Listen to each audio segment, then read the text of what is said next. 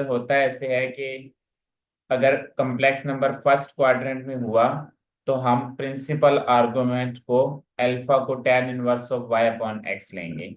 अगर आपका जो कम्प्लेक्स नंबर है वो हो गया थर्ड क्वाड्रेंट में, तो आप क्या लिखेंगे? Theta is equal to pi minus alpha. Alpha क्या है? tan inverse of y upon x. तो वो क्या बन जाएगा formula? Theta is equal to pi minus alpha यानी कि tan inverse of y upon x. अगर कम्प्लेक्स नंबर थर्ड क्वाड्रेंट में हुआ तो आप लिखेंगे theta is equal to minus pi plus tan inverse of y upon x.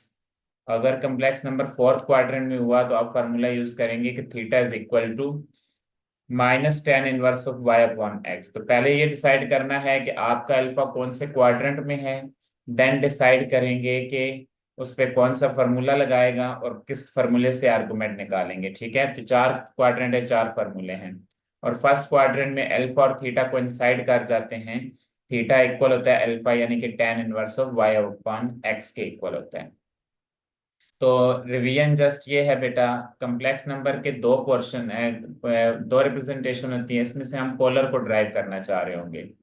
ये formula होगा कि z इक्वल होता है r into cos theta plus Yotta sign theta. तो आपने क्या करना होगा?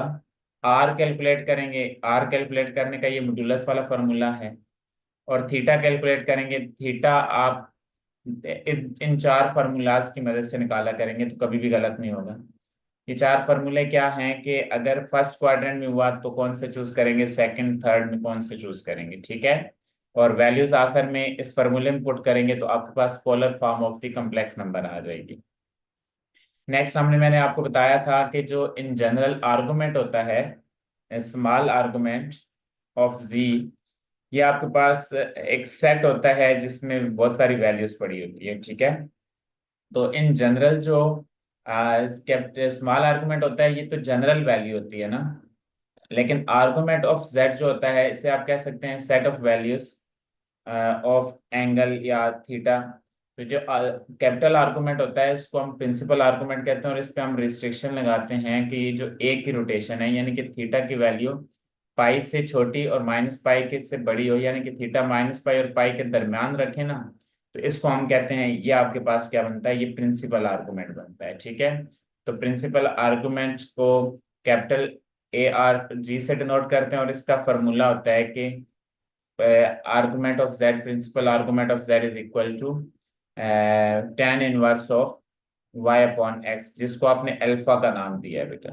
तो ये होता है आपके पास प्रिंसिपल आर्गुमेंट। ठीक है, और दो ही बातें हैं, उसकी मदद से फिर हम किसी भी कम्प्लेक्स नंबर को पोलर फॉर्म में कन्वर्ट करेंगे। हमारा पहला क्वेश्चन ये होगा कि हम अपने कम्प्लेक्स नंबर को पोलर फॉर्म में कन्वर्ट कैसे करते हैं। तो आई थिंक वो कह रहा है कि right the complex number, following complex number into the polar form. तो हम यहाँ से कहानी स्टार्ट कर लेते हैं, ना समझ आई तो फिर हम मजीद आगे बात करेंगे, और ऑफ कोर्स आपको समझ आएगा, आप ट्राई करें। 1.4 एक्सरसाइज का क्वेश्चन वन हम अभी कर सकते हैं।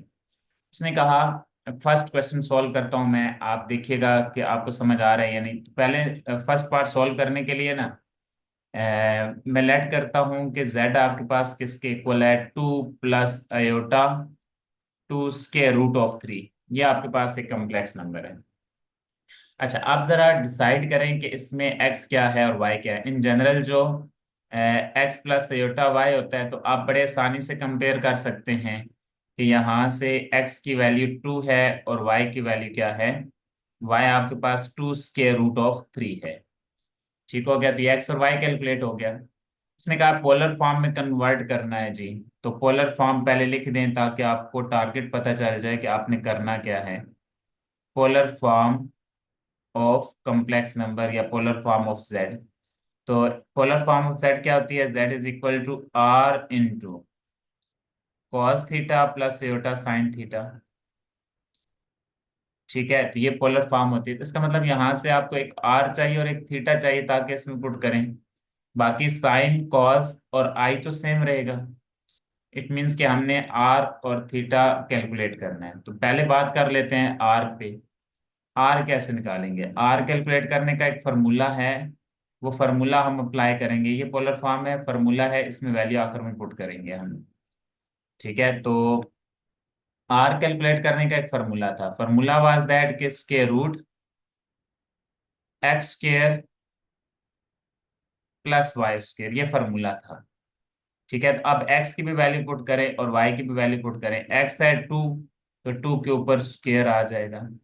y आपके पास है 2 स्क्वायर रूट ऑफ 3, तो 2 और स्क्वायर रूट ऑफ 3 के ऊपर स्क्वायर आ जाएगा। सिंप्लीफाई कर देते हैं इसको, तो ये आपके पास बन जाएगा 2 का स्क्वायर 4, और इधर भी स्क्वायर अलग ओपन करें तो 2 का स्क्वायर 4 और 3 का स्क्वायर हो जाएगा, स्क्वायर रूट ऑफ 3 का स्क्वायर 3 हो जाएगा। तो ये सिंप्लीफाइड होकर बन रहा है 4 प्लस 4 3 जार 12, 4 + 12। तो आपके पास जो आर की वैल्यू है वो स्क्वायर रूट ऑफ 16 आ रही है। स्क्वायर रूट ऑफ 16 का आंसर 4 आ जाएगा। तो इस तरह से हम आर कैलकुलेट कर लिया हमने, आर का आंसर क्या आ गया 4। किसी स्टूडेंट को आर कैलकुलेट करने में मसला है? No sir.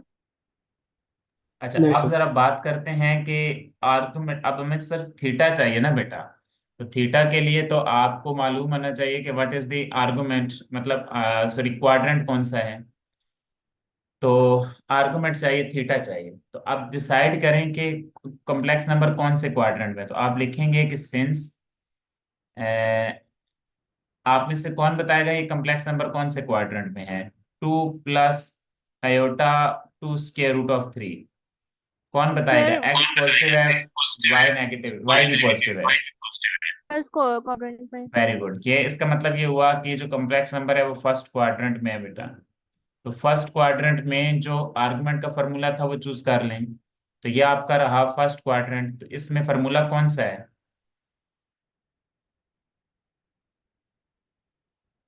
फर्स्ट क्वाड्रेंट में कौन सा फॉर्मूला है, कौन बोलेगा?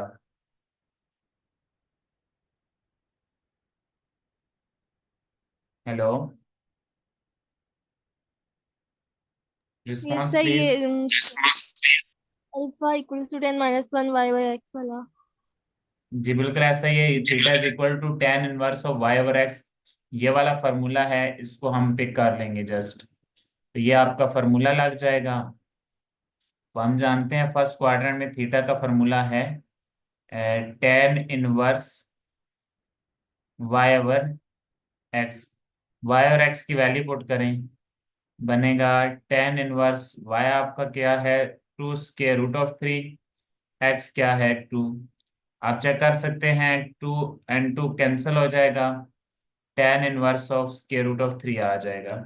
तो कैलकुलेटर से tan inverse of square root of 3 निकालें जरा जल्दी से।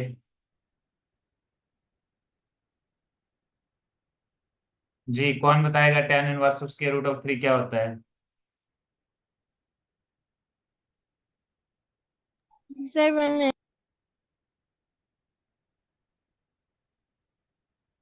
tan inverse of square root of 3।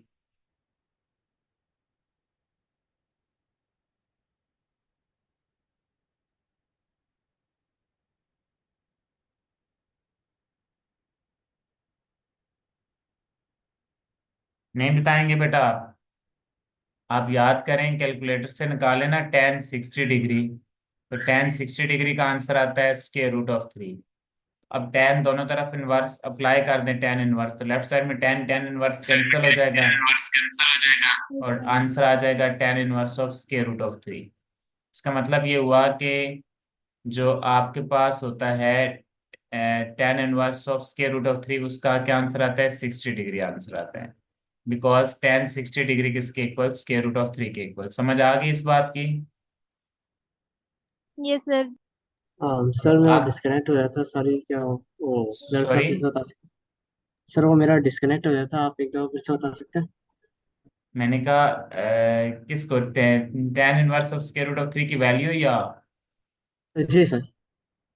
देखें कैलकुलेटर से चेक करेंगे ना आप, तो tan 60 डिग्री किसके इक्वल आएगा? स्क्वायर रूट ऑफ 3 के इक्वल आएगा। अब क्या करें, दोनों तरफ tan इनवर्स अप्लाई करें। लेफ्ट साइड में tan इनवर्स अप्लाई करेंगे तो tan इनवर्स से कैंसिल हो जाएगा ना, और राइट साइड में जी जब सर। tan इनवर्स अप्लाई करेंगे तो tan inverse of square root of 3 आ जाएगा। इस वजह से tan inverse of square root of 3 किसके इक्वल? 60 डिग्री के इक्वल। समझ आ गई इस बात की? जी सर। सर तो अच्छा, इसको अगर आप रेडियन में लिखना चाहते हैं तो आप पाई बाय 3 लिख सकते हैं।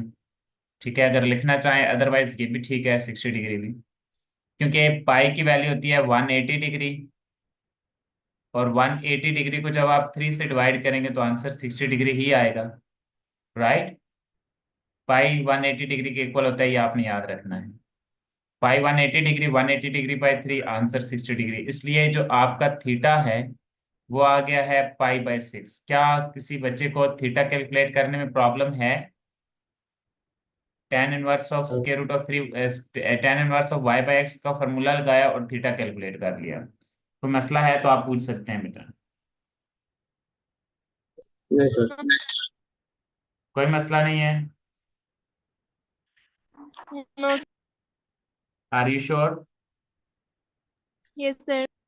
अच्छा, अब जरा आपने दो बातें कैलकुलेट करनी थी, एक आर और दूसरा थीटा, तो वो कैलकुलेट कर लिया। आप पोलर फॉर्म में वैल्यू पुट कर दें, तो आप जानते हैं कि फिर कम्प्लेक्स नंबर की जो पोलर फॉर्म थी वो हमने क्या लिखी हुई थी, देन पोलर फॉर्म ऑफ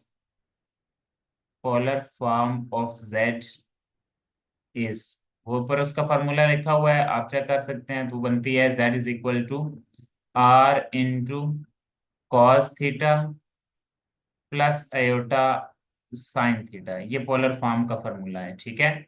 अब इसमें जस्ट आर और थीटा की वैल्यू पुट कर दें, आपका आंसर आ जाएगा। तो ये बनेगा आर, आर आपने कैलकुलेट किया था, चेक कर सकते हैं, आर वाज इक्वल टू 4। ठीक है, पहले स्टेप में हमने आर ही कैलकुलेट किया, तो आर की वैल्यू 4 आ गई। देन कॉस और थीटा, थीटा हमने कैलकुलेट किया, थीटा का आंसर आ गया पाई/3। आप जस्ट आर की जगह 4 और थीटा की जगह पाई/3 पुट कर दें, तो ये जो आपका आंसर आ रहा है इसे कहते हैं, this is the polar form of complex number, right. कि z is equal to 4 into cos पाई/3 प्लस एटा साइन पाई/3। समझ आ गई इस बात की? Yes sir. जी सर। अच्छा, यहाँ तक आपको पोलर फॉर्म में कन्वर्जन कंप्लीट हो गई है। और याद रखें, जब भी पोलर फॉर्म में आप कन्वर्ट करेंगे ना, यह है आपका प्रिंसिपल आर्गुमेंट। जब भी आप पोलर फॉर्म में कन्वर्ट करेंगे तो उसमें आप 2k पाई ऐड कर दिया करेंगे। हम जब ट्रिग्नोमेट्री पढ़ेंगे चैप्टर 9 और 8, तो वहां पे मैं रीजन बताऊंगा कि ये क्यों ऐड करते होते हैं। बेसिकली ये सेट ऑफ वैल्यूज होती हैं, इसमें के क्या होता है, के बिलोंग्स टू द इंटीजर होता है, के की वैल्यू एडजस्ट करते जाएं, आपके आंसर आते जाते हैं। साइन और कॉस पीरियोडिक फंक्शन होते हैं, और 2 पाई के बाद वो अपनी वैल्यूज रिपीट करना शुरू कर देते हैं ना, उनके आंसर सेम आते हैं। इसलिए तमाम वैल्यूज कैलकुलेट करने के लिए हम हमेशा 2k पाई एंगल में ऐड किया करेंगे। ये बात आपने फिलहाल याद रखनी है। ऐड करने की रीजन यही है कि इन तमाम वैल्यूज में के एडिशन से आपके आंसर सेम आते हैं, तो वो तमाम आंसर आपको मिल जाएंगे, क्योंकि ये पीरियोडिक फंक्शन होते हैं। तो ये इनका पीरियड होता है, पीरियड के मल्टीपल हम इनमें ऐड करते होते हैं। तो कॉस पाई/3 plus 2k pi plus iota sine पाई/3 प्लस 2k पाई होता है, ठीक है। ये आपने याद रखना है लास्ट स्टेप में, कि पोलर फॉर्म में कन्वर्ट करने के बाद आपने एंगल में ये नंबर ऐड करना होगा हर केस में। इस तरह से आपको कॉम्प्लेक्स नंबर की पोलर फॉर्म्स मिल जाएंगी। समझ आ गई है ये बात आपको? Yes sir. यहाँ पे जी हम सर। अपना क्वेश्चन स्टॉप कर देंगे। तो यहाँ से हमने सीखा क्या, कि भाई किसी भी कम्प्लेक्स नंबर को पोलर फॉर्म में कन्वर्ट करने के कितने मेथड, कितने स्टेप्स हैं? 2 स्टेप हैं। पहला स्टेप याद रख लें, बल्कि फार्मूला लिखें। आर कैलकुलेट करना होता है फार्मूले की मदद से, और फिर थीटा कैलकुलेट करना होता है आर्गुमेंट ऑफ फार्मूले की मदद से, और फिर आखिर में वैल्यूज इस फार्मूले में पुट करनी है और आंसर आपके पास आ जाएगा। ठीक है, तो एक और क्वेश्चन करते हैं, वो आपके मजीद कंसेप्ट स्ट्रॉन्ग करेगा। क्वेश्चन इसका सेकंड पार्ट सोल्व करते हैं कि सेकंड पार्ट कैसे होगा। तो आप जरा चेक करें। सबसे पहले तो हम लेट कर लेंगे कि जो कम्प्लेक्स नंबर है वो z के इक्वल है। तो z is equal to 3 minus iota and square root of 3 है। ये आपके पास z कम्प्लेक्स नंबर है, ठीक है। तो आप चेक करें कि इसमें x चेक करें ना, आप कंपेयर करके x निकालें, तो मेरे ख्याल से x की वैल्यू 3 आ रही है और y की value minus square root of 3 आ रही है। क्या आपको ये बात समझ आ रही है? मैंने इसको x प्लस अयोटा y से कंपेयर कर लिया। क्लियर? जी yes sir. अच्छा, अब हमें फॉर्मूला पता है कि पोलर फॉर्म का फॉर्मूला क्या है। तो पोलर फॉर्म ऑफ जेड, तो बेटा इसका फॉर्मूला है कि z is equal to x sorry r into cos theta plus iota sine theta, ये इसका फॉर्मूला है। इसका मतलब हमें r की जरूरत है और थीटा की जरूरत है। पहले स्टेप में हम r कैलकुलेट करते हैं। तो आप क्या करें, चेक करें कि r का फॉर्मूला था कि r was equal to square root of x का स्क्वायर प्लस y का स्क्वायर। तो वैल्यू पुट कर दें, x भी है और r भी है। तो ये आपके पास आ जाएगा, x है 3, तो 3 का स्क्वायर आ जाएगा। और r आपके पास है जी माइनस स्क्वायर रूट ऑफ 3, तो बिल्कुल माइनस स्क्वायर रूट ऑफ 3 के ऊपर भी स्क्वायर आ जाएगा। सॉल्व कर लें इसको। 3 का स्क्वायर 9, और माइनस का स्क्वायर भी पॉजिटिव होता है और स्क्वायर रूट ऑफ 3 का स्क्वायर क्या होता है, वो 3 हो जाएगा। माइनस का square positive, square square root से कैंसिल। इसका आंसर आ रहा है स्क्वायर रूट ऑफ 12। मजीद सिंप्लीफाई करना चाहते हैं तो आप स्क्वायर रूट ऑफ 12 को 4 मल्टीप्लाई बाय 3 भी लिख सकते हैं। 4 का स्क्वायर रूट 2 हो जाएगा और square root of 3 as it is आ जाएगा। इट मीन्स कि आपने आर कैलकुलेट कर लिया, आर का आंसर आ गया 2 टाइम्स स्क्वायर रूट ऑफ 3। क्या आपको आर की कैलकुलेशन समझ आ गई है? जी सर। अच्छा, अब दूसरी बात करनी है जो कि निस्बतन इम्पोर्टेंट है।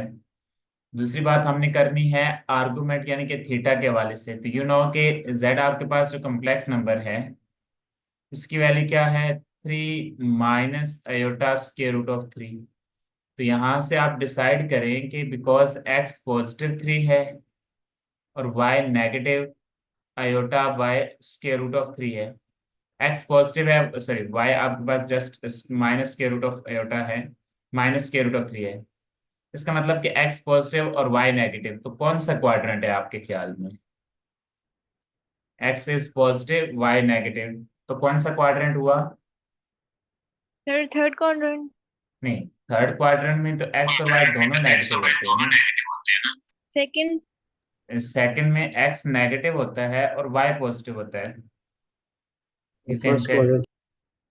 फर्स्ट में x और y Second. दोनों पॉजिटिव होते हैं। आपने ऐसा क्वाड्रेंट चूज करना है जिसमें x पॉजिटिव और y नेगेटिव हो। तो आप बता सकते हैं। Sir, fourth है. फोर्थ है बेटा, x पॉजिटिव है और y नेगेटिव है, फोर्थ क्वाड्रेंट। फोर्थ क्वाड्रेंट में फॉर्मूला क्या है थीटा का? Minus 10 minus 1 y by x. tan inverse of y by x. और इसमें याद रखें कि ये जो आपके पास एंगल गिवन है ना, इसको बेसिकली ये एब्सोल्यूट वैल्यू होती है।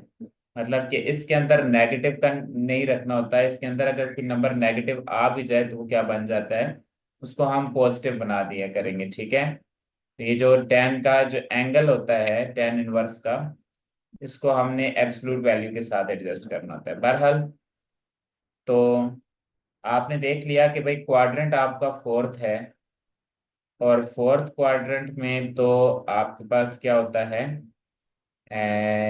tan का फॉर्मूला क्या गिवन है फोर्थ क्वाड्रेंट में, जस्ट वो फॉर्मूला लिखें। Theta is equal to minus tan inverse of y upon x होता है। तो इसमें अब आप इसको ऐसे लिखते हैं कि अच्छा, y और x की वैल्यूज में पुट करनी है, लेकिन एंगल में y और x के साथ पॉजिटिव नेगेटिव नहीं लगाना। इस x और y नेगेटिव है, इसका जस्ट यही काम था, इसने आपको लोकेशन बता दी कि ये कौन सा क्वाड्रेंट है। ठीक है, उसके बाद हमने वैल्यूज x और y की वैल्यू हमेशा पॉजिटिव ही रखनी है। तो कैलकुलेशन आप कर दें, minus by as it is tan inverse और y की वैल्यू, y आप चेक कर सकते हैं यहाँ पे, y has minus square root of 3। तो हम माइनस नहीं लगाएंगे, इस माइनस ने आपको बता दिया कि क्वाड्रेंट 4 है, तो बाकी इसको हम पॉजिटिव ही ले लेंगे। और y की x की वैल्यू क्या है, वो 3 है। तो tan inverse of 3 by square root of 3 है। ठीक हो गया। अच्छा, अब tan inverse of square root of 3 by 3 को सॉल्व करना है। आप जानते हैं कि एंगल में स्क्वायर रूट ऑफ 3/3 है, इसको मैं ऐसे लिख सकता हूँ, ऊपर स्क्वायर रूट ऑफ 3, नीचे 3 है ना, तो 3 को ऐसे लिखा जा सकता है square root of 3 multiply by square root of 3, क्योंकि square root of 3 square root of 3 से मल्टीप्लाई होकर स्क्वायर बनेगा, स्क्वायर रूट ऑफ 3 का स्क्वायर स्क्वायर स्क्वायर रूट से कैंसिल होकर तो वापस 3 आ जाएगा। तो इसलिए इसको ऐसे लिखा जा सकता है। अब क्या होगा, ये जो स्क्वायर रूट ऑफ 3 है स्क्वायर रूट ऑफ 3 से कैंसिल, तो ये पूरी चीज तो इक्वल हो गई है 1/√3 के। ठीक है, तो इसका मतलब कि आप एंगल को ये सिंप्लीफाई करके लिख सकते हैं tan 1 ऑफ 1/√3। तो tan 1 ऑफ 1/√3 आप में से कौन बताएगा किसके इक्वल होता है?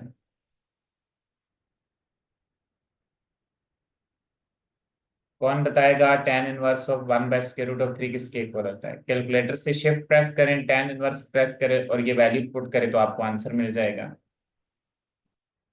सर -30। वेरी गुड, -30 होता है। -30, ये माइनस साइन की वजह से -30 आ रहा है, वैसे 30 होता है। ठीक है, आप चेक कर लें कैलकुलेटर से। मैं यहाँ पे लिख भी देता हूँ इस बात को कि यहाँ पे मैं रफ में लिख देता हूँ कि आप जानते हैं कि tan 30 डिग्री जो होता है ना, वो वो इक्वल होता है 1/√3 के। ठीक है, अब दोनों तरफ tan 1 अप्लाई करेंगे, लेफ्ट साइड से tan 1 से कैंसिल हो जाएगा, लेफ्ट साइड में सिर्फ 30 डिग्री बचेगा, और राइट साइड में आपके पास आ जाएगा tan 1 ऑफ 1/√3। इट मीन्स के आपके पास tan 1 ऑफ 1/√3 किसके इक्वल? 30 डिग्री के इक्वल। इसको अब आप रेडियन में कन्वर्ट कर दें तो अच्छी बात है, नहीं तो तब भी आंसर आपका ठीक है। तो आंसर क्या आ गया आपके पास? tan का माइनस साइन रहा एज इट इज और बना tan 1 ऑफ सॉरी, इस पूरे tan 1 का जो आपके पास आंसर आ रहा है वो क्या आ गया है? वो आ गया बेटा 30 डिग्री। ठीक है, अच्छा अब 30 डिग्री को रेडियन में कन्वर्ट करें ना, तो π/180 से मल्टीप्लाई कर दें, तो ये प्रोसीजर था 30 डिग्री को रेडियन में कन्वर्ट करने का। ऊपर पाई आ जाएगा और नीचे 6 आ जाएगा। पाई की वैल्यू 180 होती है, 180 को 6 पे डिवाइड करें तो 30 डिग्री आ जाएगा। तो ये वो एंगल हो गया जिसकी हमें जरूरत थी। ठीक है, तो हमने तो कहा था कि पोलर फॉर्म में कन्वर्ट करने के लिए सिर्फ दो बातें चाहिए थी, वो दोनों बातें बेटा हमने कैलकुलेट कर ली हैं। एक आपको आर चाहिए था और एक थीटा चाहिए था, तो हम देख सकते हैं कि हमने आर भी कैलकुलेट कर लिया और थीटा भी कैलकुलेट कर लिया। अब ये वाली जो पोलर फॉर्म है इसमें जस्ट वैल्यू पुट करनी है और आंसर आ जाएगा आपका। आप जानते हैं polar form of z equal होती है r cos theta plus iota sine theta. तो आपने वैल्यूज अब पुट कर देनी है, तो जेड किसके इक्वल आएगा? Z is equal to r. You can check कि हमने आर कैलकुलेट किया, उसका आंसर 2√3 आया। तो आर की जगह आ जाएगा 2√3 ब्रैकेट कॉस और थीटा। थीटा की जगह -π/6 आ जाएगा क्योंकि अभी कैलकुलेट किया, कॉस -π/6 प्लस अयोटा, फिर साइन की जगह क्या आ जाएगा? -π/6 आ जाएगा। ठीक हो गया, ये आपके पास polar form of complex number आ गई है। समझ आ गई आपको? आखिर में बस वो काम कर देना है जो मैंने प्रीवियस क्वेश्चन में आपको समझाया था कि जिधर आखिर में ना 2k पाई जस्ट एंगल में ऐड कर देना है, तो अभी हम वो ऐड कर देते हैं, तो polar form of complex number आपकी कंप्लीट हो जाएगी। 2√3 कॉस -π/6 प्लस 2k पाई, ये वो 2k पाई नंबर है जिसको ऐड करना है, plus iota sine -π/6 +2k and pi. Clear है आपको? ये आपके पास जो आंसर है ये polar form of complex number है। कोई मसला? नहीं सर।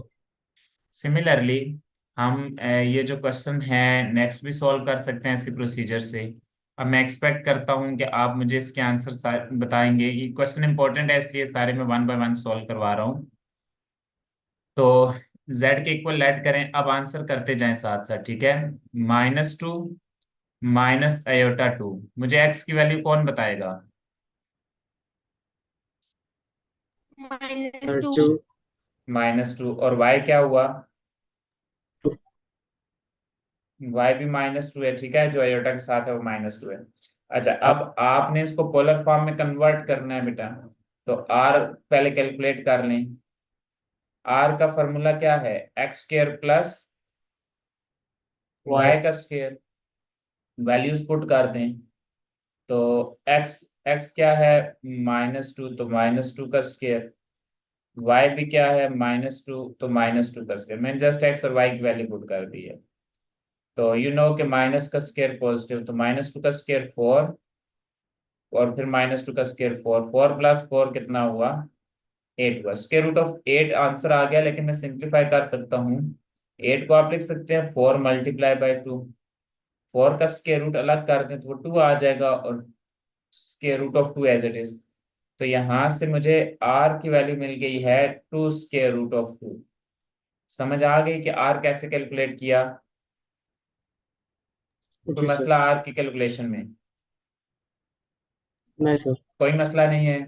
अब हमें प्रीवियस क्वेश्चन के अकॉर्डिंग, आप जानते हैं बेटा थीटा चाहिए ना, थीटा कैलकुलेट करना है, ये आर कैलकुलेट करना तो फर्स्ट स्टेप होता है। सेकंड स्टेप क्या होता है कि हम थीटा कैसे कैलकुलेट करते हैं, ठीक है। तो अब आप लिखेंगे कि जो कॉम्प्लेक्स नंबर है वो है आपके पास -2 -i/-2, मतलब x नेगेटिव और y नेगेटिव। तो कौन सा क्वाड्रेंट है, कौन बताएगा? x भी नेगेटिव और y भी negative.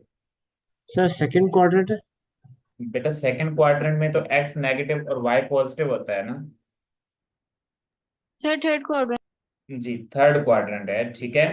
Because x sir negative है और y भी नेगेटिव, दोनों नेगेटिव हों तो थर्ड क्वाड्रेंट बनता है। You can check from here. ये आपके पास है जी, x भी नेगेटिव और y भी नेगेटिव, तो ये थर्ड क्वाड्रेंट बना है। थर्ड क्वाड्रेंट में थीटा का क्या फॉर्मूला है? -5 + tan−1 y/x। Very good, -5 + tan−1 y/x। तो हम ये फॉर्मूला चूज कर लेंगे थर्ड क्वाड्रेंट की मुनासबत से। तो थर्ड क्वाड्रेंट है, और हम जानते हैं कि भाई थर्ड क्वाड्रेंट में तो थीटा का कैलकुलेट करने का एक फार्मूला है ना, तो वो फार्मूला हम अप्लाई कर देते हैं। थीटा का क्या फार्मूला है, -पाई प्लस tan−1 तो ये आपके पास मेजर स्टेप होता है जिसमें आप क्या करते हैं, आर्गुमेंट का कौन सा फार्मूला अप्लाई करना है वो चूज करते हैं, ठीक है।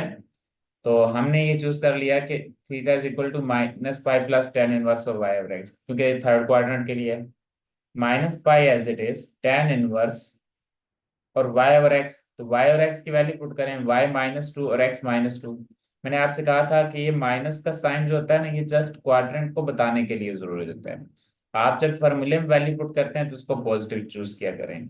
तो y -2 है 2 रख लें, x -2 है तो 2 रख लें। यू नो के 2 तो 2 से कैंसिल हो जाएगा। तो आपका आंसर आ रहा है -पाई प्लस tan−1 2/2 का आंसर 1 आएगा। कैलकुलेटर की मदद से चेक करके बता सकते हैं कि tan−1 कितना होता है, कौन बताएगा? कैलकुलेटर में शिफ्ट प्रेस करें एंड देन 1 प्रेस करें। सर 45। 45 डिग्री होता है ना। तो हम सारे आंसर रेडियन में लिख रहे हैं, इसलिए 45 डिग्री को रेडियन में कन्वर्ट करें, यानी कि 45 डिग्री मल्टीप्लाई बाय पाई/180 करें, तो आपको आंसर बेटा मिल जाएगा पाई/4। ठीक है, 45 डिग्री जी को रेडियन में कन्वर्ट करेंगे तो पाई की वैल्यू 180, 180 को 4 पे डिवाइड करें तो 45 डिग्री आएगा, ठीक है। इसलिए मैं इसको लिखूंगा -पाई, 45 डिग्री की जगह लगा दूंगा पाई/4। नेक्स्ट स्टेप में मैं 4 एलसीएम लूंगा, सिंप्लीफाई तो करना है ना, 4 को -पाई से मल्टीप्लाई तो -4 पाई हो जाएगा, and then plus pi. You can check कि -4 पाई प्लस पाई का आंसर तो -3 पाई आ जाएगा। तो -3 पाई/4 आपका थीटा कैलकुलेट हो गया आ गया। समझ आ गई है आपको कि थीटा कैसे कैलकुलेट हुआ है? थीटा की कैलकुलेशन में कोई मसला है तो आप पूछ सकते हैं। जी सर क्लियर। अच्छा, अब जरा polar form of complex number को यूज करना है। एंड यू नो कि आपकी जो polar form of complex number है, sorry,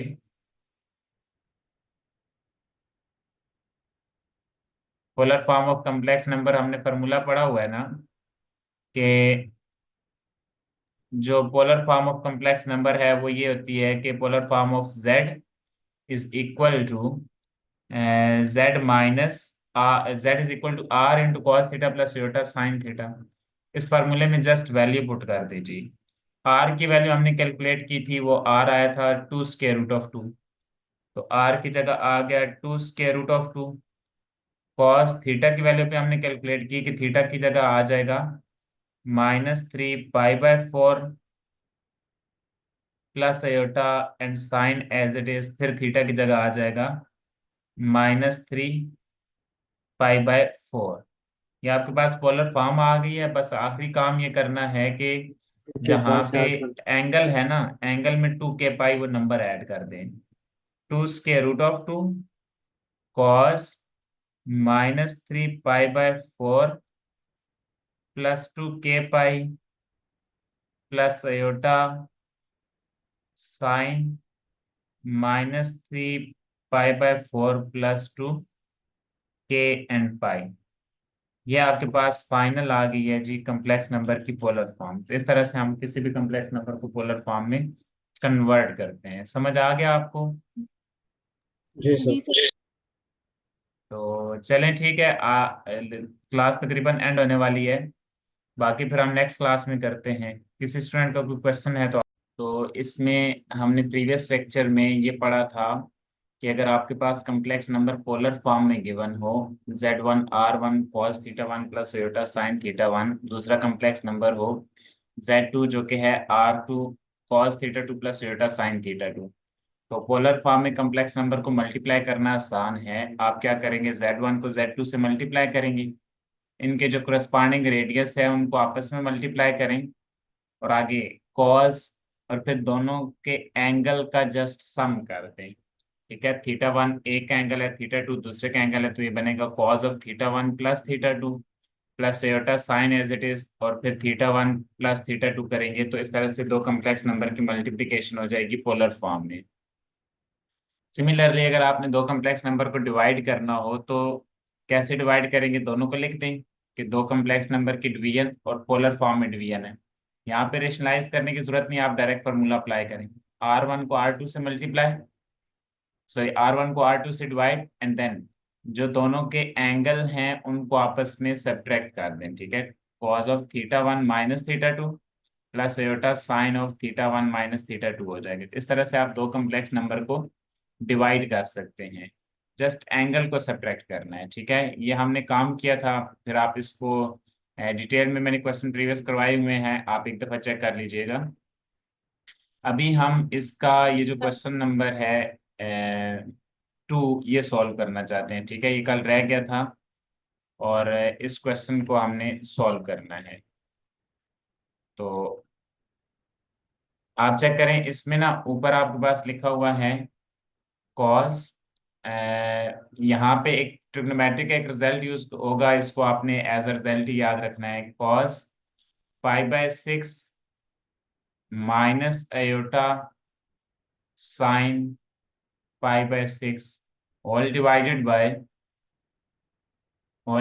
by 2 as it is, 2 times cos pi/3 plus iota sign pi/3।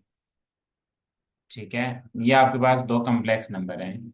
Division का जो रूल है, दो कम्प्लेक्स नंबर पोलर फॉर्म में डिवाइड हो रहे हैं, तो जो डिवीजन का रूल है उसके लिए एक शर्त है कि कम्प्लेक्स नंबर, दोनों कम्प्लेक्स नंबर के दरमियान तो पॉजिटिव का साइन था, तो ये साइन पॉजिटिव ही होना चाहिए। ठीक है, तब आप एंगल को सब्ट्रैक्ट करेंगे। तो यहाँ पे प्रॉब्लम यह है कि इसका साइन नेगेटिव है ना, ऊपर वाले कम्प्लेक्स नंबर में माइनस आ रहा है, तो हमें इसको पहले प्लस करना पड़ेगा। प्लस करने के लिए आपने ट्रिग्नोमेट्री का एक रिजल्ट अप्लाई करना है। रिजल्ट इज दैट कि cos of minus theta equal to cos theta होता है। इट मीन्स के कॉस के एंगल में अगर आप माइनस आए तो आप उसको पॉजिटिव कर सकते हैं, लेकिन साइन के एंगल में अगर आप माइनस रखते हैं तो वो माइनस स्टार्ट में आ जाता है। ठीक है, तो वो बनता है minus sine theta. Cos of minus theta cos theta के equal, but sine of minus theta किसके इक्वल, माइनस साइन थीटा के इक्वल। तो मैं ये चाहता हूँ कि दरम्यान में पॉजिटिव बने, तो इसका मतलब माइनस अगर स्टार्ट में हुआ तो उसको आप एंगल में ले आएंगे साइन के केस में, और कॉस के एंगल में अगर नेगेटिव ना भी हो तो उसको आप रख सकते हैं। तो ये रिजल्ट है। आप जस्ट इसमें ये करें कि ये रिजल्ट अप्लाई करें। Cos minus pi by six है तो इसको आप माइनस पाई बाय सिक्स कर दें, बिकॉज आपको तो पता है कॉस के एंगल में नेगेटिव मैटर नहीं करता, इसलिए रख सकते हैं। ये वाला जो माइनस है इसको साइन के एंगल में ले जाएं, बिकॉज हमें पता है कि माइनस अगर स्टार्ट में हो तो वो साइन के एंगल में आ सकता है, ये रिजल्ट जो लिखा हुआ है। तो उसके अकॉर्डिंग आपके पास क्या बनेगा, दरम्यान में प्लस आ जाएगा आयोटा एंड देन साइन, और एंगल में आपके पास क्या आ जाएगा, पाई बाय सिक्स हो जाएगा, and whole divided by 2 times cos pi by 3 plus iota sine pi by 3 हो जाएगा। ठीक है, तो क्या ये रिजल्ट आपको समझ आ गया? मैंने cos of minus theta cos theta के इक्वल है वो यूज कर लिया, और sine of minus theta minus sine theta के इक्वल है। जस्ट रीजन ये थी कि दरम्यान में दो कम्प्लेक्स नंबर के डिवीजन के लिए दरम्यान में आपको प्लस चाहिए होता है, तो मैंने वो प्लस बनाया था इस माइनस को एंगल में लेके जाके। अब देखिए, दो कम्प्लेक्स नंबर हैं, डिवाइड हो रहे हैं, हमने पता है कि जो इनके corresponding रेडियस है 1/2 बाय एज इट इज रहेगा। अब क्या होगा, जस्ट कॉस का एंगल आपस में सब्ट्रैक्ट करना है और साइन का एंगल आपस में सब्ट्रैक्ट करना है, तो कम्प्लेक्स नंबर की डिवीजन कंप्लीट हो जाएगी। ये जो रिजल्ट है आपके पास ये अप्लाई कर दें, cos of theta one minus theta two हो जाएगा, फिर आयोटा साइन, और फिर theta one minus theta two हो जाएगा। तो ये रिजल्ट अप्लाई करूंगा डायरेक्ट, कॉस आएगा, एंगल क्या है माइनस पाई बाय सिक्स, और नीचे आपके पास पाई बाय 3 है, लेकिन ये माइनस कर देंगे उसको, ऊपर वाले एंगल से नीचे वाला एंगल माइनस कर देंगे। Cos of minus pi by six minus pi by 3 plus iota sign minus pi by six minus pi by 3 हो जाएगा। तो ये दो कम्प्लेक्स नंबर की डिवीजन हो गई है। अब जस्ट सिंप्लीफिकेशन करनी है एंगल में, तो एंगल में आपके पास है, इसको मैं अलग सिंप्लीफाई कर लेता हूँ, minus pi by six minus pi by 3 है। आप जानते हैं 6 और 3 का एलसीएम 6 होता है, सॉल्व करें तो ये बनेगा माइनस पाई और -2 पाई बनेगा।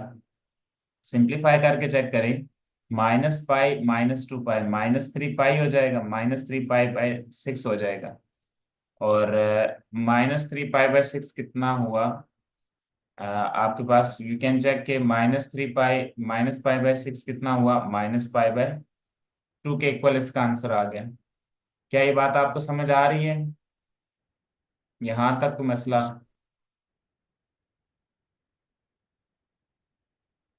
No sir. अच्छा, अब इसमें जिधर ये एंगल है, एंगल की जगह ये वैल्यू पुट कर दें। आपको पता है कि जो आपके पास आया हुआ है -पाई/6 किस -पाई/3, जो एंगल आपने सारा सॉल्व किया ये पूरा किसके इक्वल आ गया है, ये -पाई/2 के इक्वल आ गया। तो इट मीन्स कि जो एंगल की जगह आप -पाई/2 को रिप्लेस कर दें। ठीक है, तो आपके पास नेक्स्ट स्टेप बनेगा, आपका क्वेश्चन बन रहा है, बाहर आ रहा है 1/2, कॉस के एंगल में आ जाएगा -पाई/2 प्लस आयोटा साइन, और फिर एंगल में आ जाएगा -पाई/2। अच्छा, आप कैलकुलेटर का यूज करना है, उससे पहले ये जो रिजल्ट मैंने आपको बताया वो लगा दें। यू नो कि कॉस के एंगल में अगर नेगेटिव हो तो उसको आप पॉजिटिव कर देंगे, तो ये बनेगा cos π/2, और साइन के एंगल में अगर माइनस हो तो माइनस स्टार्ट में आता है, तो -आयोटा साइन π/2 बनेगा। ठीक है, π/2, पाई की वैल्यू 180 डिग्री होती है ना, तो 180 को 2 पे डिवाइड करेंगे तो 90 आता है, तो cos 90 डिग्री बेसिकली इक्वल होता है cos π/2 के, रेडियन में बात करें तो cos 90 डिग्री 0 होता है, इसलिए खत्म हो जाएगा। और आप इसी मेथड से चेक करें ना, साइन 90 डिग्री साइन π/2 का आंसर 1 आता है। ठीक है, तो ये रिजल्ट अप्लाई कर दें, तो जहाँ पे cos है वहां पे 0 लगा दें, क्योंकि cos 90 0 होता है, तो 1/2 टाइम्स 0 माइनस आयोटा, और साइन 90 किसके इक्वल, 1 के इक्वल, तो इसको सिंप्लीफाई कर दें, 0 - 1 इंटू आयोटा का आंसर आपके पास आ जाएगा माइनस आयोटा, सिंप्लीफाई करें तो -आयोटा/2 आपका आंसर आ जाएगा। तो ये आपके आपका जो कॉम्प्लेक्स नंबर है ये इसका आंसर आ गया। समझ आ गई बात की जी। जी। Yes sir. सिंप्लीफिकेशन में कोई मसला आपको?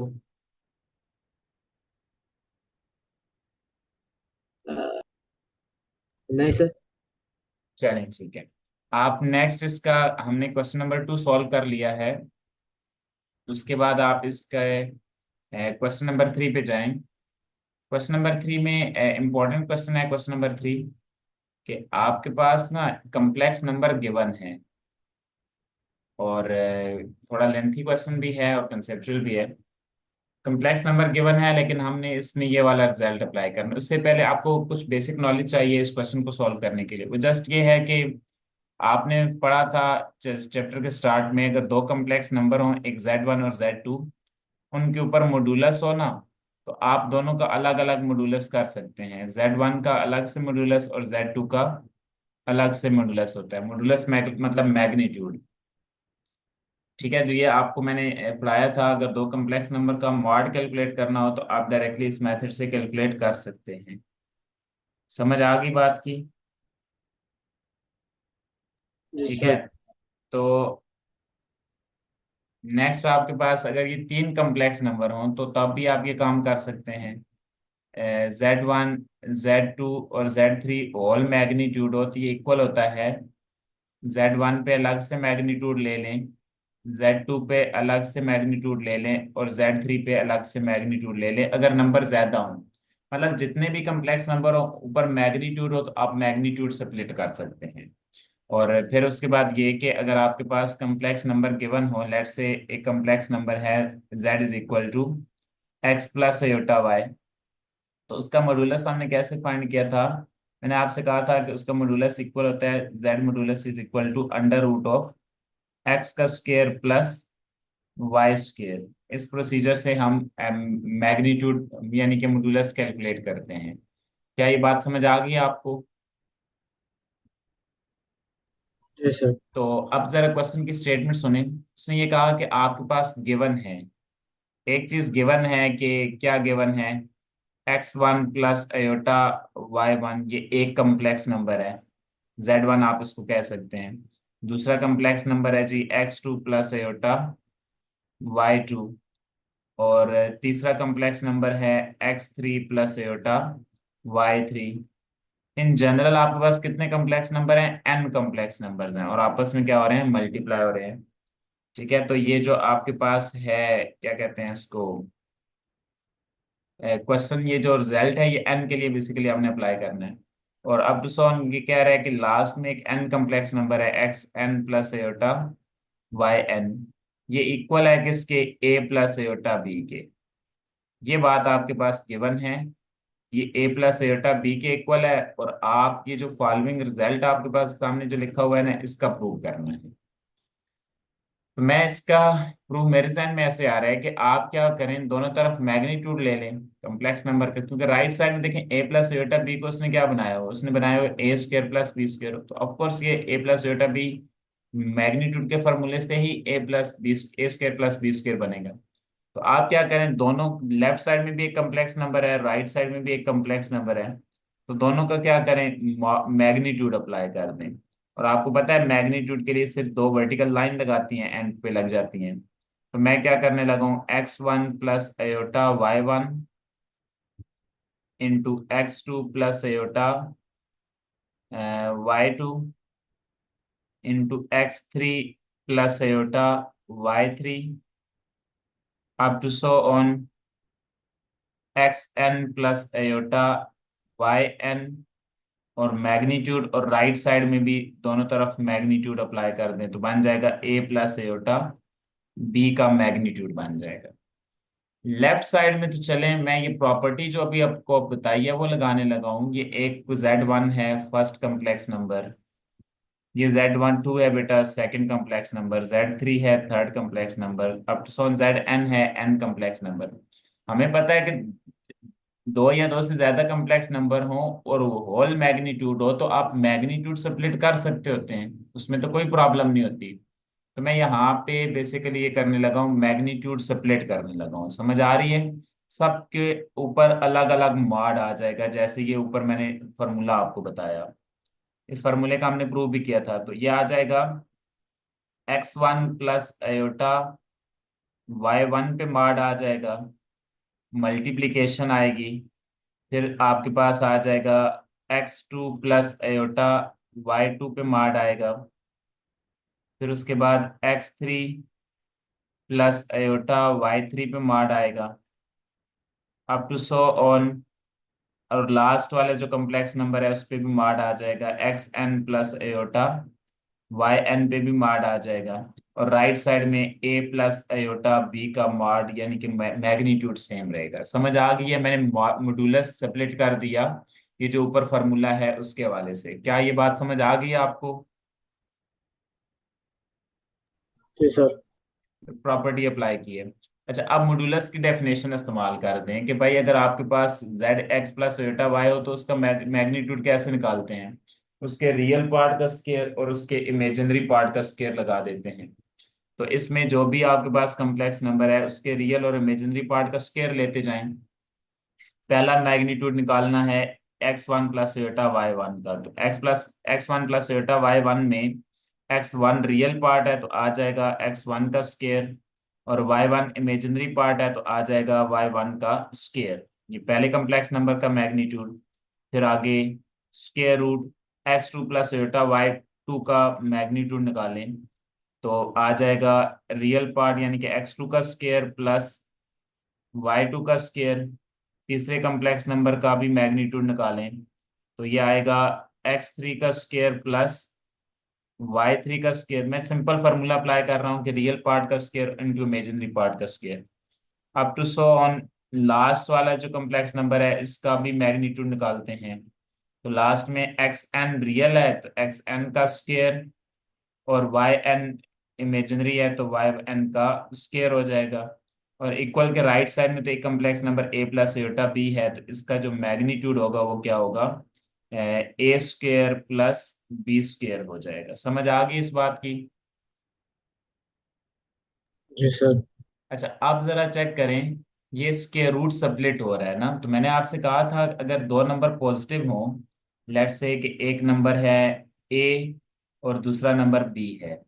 ये मैंने एमसीक्यूज भी दिया था आपको कि अगर ए और बी दोनों पॉजिटिव हों या दोनों में से कोई एक भी पॉजिटिव हो तो आप स्क्वायर रूट स्प्लिट कर सकते हैं मल्टीप्लिकेशन में। ए पे अलग से स्क्वायर रूट आ जाएगा और बी पे अलग से स्क्वायर रूट आ जाएगा। तो बेसिकली ये बहुत सारे स्क्वायर रूट स्प्लिट हुए पड़े हैं ना मल्टीप्लिकेशन में। ये नंबर 3 के लिए सच है, 4 के लिए अब सॉल्व। तो इन सब के ऊपर एक स्क्वायर रूट आ जाएगा, जैसे ये राइट साइड से लेफ्ट साइड आप लेकर आए। तो ये ज्यादा सारे एम स्क्वायर रूट हैं तो इन सबको एक स्क्वायर रूट अप्लाई कर दें, स्क्वायर रूट मल्टीप्लिकेशन में स्प्लिट हो जाता है उस रिजल्ट को ध्यान में रखते हुए। तो मैं इसको ना स्क्वायर रूट को होल स्क्वायर रूट करने लगा हूँ, ठीक है। रीजन ये इज दैट कि हम ये काम कर सकते हैं, मैंने आपको रेफरेंस दे दिया। तो सब के ऊपर एक स्क्वायर रूट आ जाएगा। तो सब के ऊपर एक स्क्वायर रूट लगाएंगे तो क्या आएगा? x1 का स्क्वायर प्लस y1 का स्क्वायर। उसके बाद दूसरा कम्प्लेक्स नंबर का जो मैग्नीट्यूड है x2 का स्क्वायर प्लस y2 का स्क्वायर इंटू x3 का स्क्वायर प्लस y3 का square, up to so on. Last में जो है उसके ऊपर भी स्क्वायर आ जाएगा, xn का स्क्वायर yn का स्क्वायर। तो ये जो ऑल स्क्वायर रूट मैंने सब पे ऑल स्क्वायर रूट लगा दिया, अलग अलग स्क्वायर रूट था इसलिए ऑल स्क्वायर रूट आ गया। तो राइट साइड में आपके पास क्या आया? ए का स्क्वायर प्लस बी का स्क्वायर। आपने जो रिजल्ट प्रूव करना था उसको अगर आप गौर से देखें तो यू कैन चेक के उसमें अगर आप चेक करें तो रिजल्ट तो आपका प्रूव हुआ पड़ा है, बस सिर्फ स्क्वायर रूट नहीं है ना। तो आप क्या करें, दोनों तरफ स्क्वायर रूट ले लें, सॉरी स्क्वायर ले लें, स्क्वायर रूट को खत्म कर दें। तो taking square on both side, तो आप क्या करें, जस्ट इसमें स्क्वायर ले लें। तो टेकिंग स्क्वायर, तो जब आप स्क्वायर लेंगे तो आप चेक करेंगे कि लेफ्ट साइड में स्क्वायर स्क्वायर रूट से कैंसिल हो जाएगा और राइट साइड में भी स्क्वायर स्क्वायर रूट से कैंसिल हो जाएगा और आपका क्वेश्चन कंप्लीट हो जाएगा। मैं जस्ट इसमें स्क्वायर लेना चाहता हूँ तो अगले स्टेप में इसका स्क्वायर लेते हैं जी। तो ये आपके पास प्रीवियस स्टेप था, इसका स्क्वायर करना है। इक्वेशन के दोनों जानिब स्क्वायर किया जा सकता है बेटा, तो आप स्क्वायर करें, यू कैन चेक के square and square root will be cancel out. ठीक है, तो ये आपके पास square and square root cancel हो गया। तो मुझे 1 मिनट दें।